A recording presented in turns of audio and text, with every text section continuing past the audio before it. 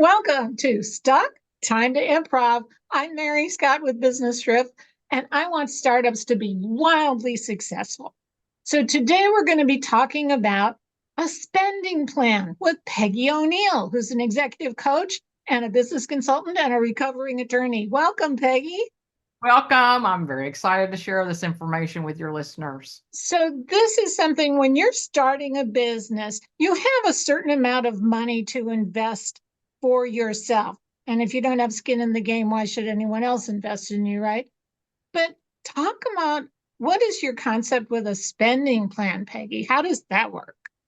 Spending plan, the general context, the background, the way to think about it is what is for future. It's a creative model. It's how much money do I want to create to have the business that I want and to have the lifestyle that I want. So typically, encourage a person to start by listing all of their personal expenses right now. What do I, including taxes and just everything. And I have lists of things people can include. And then whatever that total number is of expenses, then that's a line item in my business spending plan. And then add in currently what are all my current business expenses. So now I know including taxes, and now I know where I am. Now, the next part that's real exciting for entrepreneurs is to then decide, but how much money do I really want to make? Really? And then you create the same sort of spending plan with your dream life, like vacations you want to take, savings. I always encourage people to have savings, but it's up to you. Do you want to save money or not? And taxes, I always remind people to have taxes in there. And you list how you'd really like to live. And I'm not encouraging people to go wild, just what's real, but you can, but what's realistic? I mean, I don't even mean realistic. Take that away. I don't mean that, but I just mean be honest with yourself. What's true for you with how you want to live? If you want real extravagance, fine. If you want something else, fine. But then to find out how much things cost, if you don't know now, list all those items in your business first. Do the same thing with your personal. And then whatever the total is in personal, again, that's a line item in your business. And then now you know where you are and where you want to be. And if they're too far apart, then you create a middle one. What's a spending plan that's interim between where you are now and where you'd really like to be, say in a year or 5 years?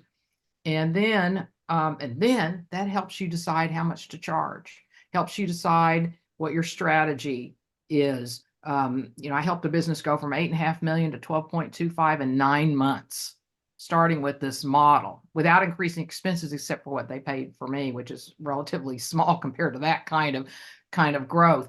But it was because they first decided how much money. I mean, they knew where they were because they didn't have a budgeting system. But this is different. This is not a clever name for budgets, because what people typically do with budgets is they relate to budgets like a diet. Like, oh, I've got to tighten my belt. I have to judge myself. I'm wrong. I shouldn't be spending money. Or they say, well, I can't budget till I know how much money I make. And that's just so out of whack, because you want to be creative in your business, looking forward in your business. Plus, let's say I'm already making $100,000 a year, and I'm thinking of a budget.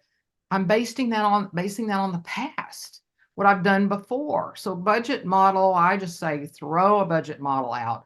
Totally go with the spending plan model, which is how do I want to live? What I want my business to be? Put all those numbers together and then create a strategy for how to get there. Does all that make sense?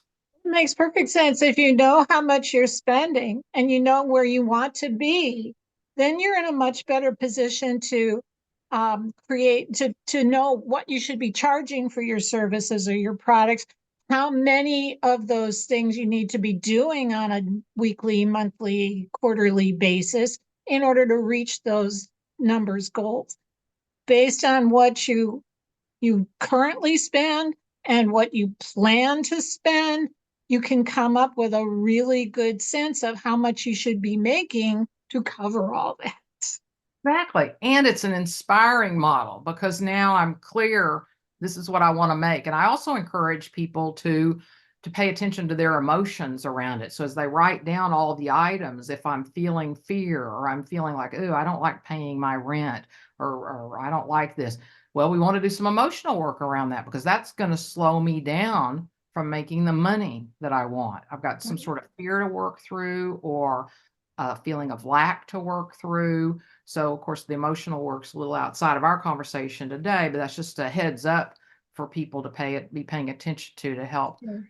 help too. But and it's a great way to start a business. I talked about the business that was already in existence, but you can Yeah. see if they can grow like that, how much it can help a business person, a new business, think about just what you said. Okay, how much I want to make, but then what do I have to do to get there? How much do I need to charge to get there? And so it all kind of goes together like a puzzle. Sure.